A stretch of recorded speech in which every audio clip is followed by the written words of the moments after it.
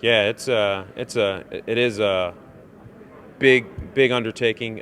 Fortunately, we have a great host in Iowa State and are friends with the Des Moines Convention and Visitors Bureau. So the process really begins about 4 years in advance with the beginning of the bid process, and then there's site visits and planning and things like that. Pretty intense over the last 18 months with preparations for housing and travel and things like that. But we really rely a lot on our host institution and community to do a lot of those things for us.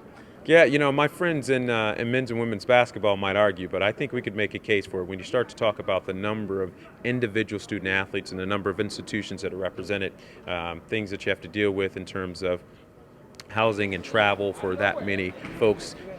Moving teams is sometimes a little bit easier actually than moving individuals because they're coming from so many different places. But that certainly is a difficult one. Swimming is another one of our championships, as well as track and field. Any of those individual team championships always come with their own challenges.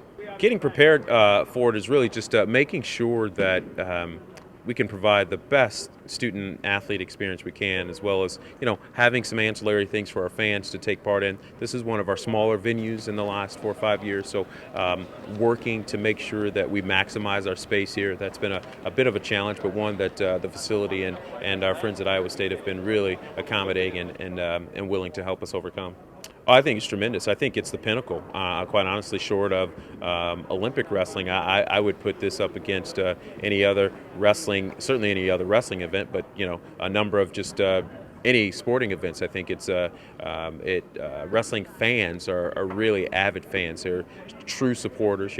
We sell out venues. They come out in droves. They follow the student athletes. They follow the coaches. So they really know the sport. They understand the sport. They're passionate about the sport. Sometimes to a fault in terms of some of the challenges we have with our officiating and things of that nature. But I wouldn't change it for the world. And I think it's certainly one of the premier championships that we have at the NCAA.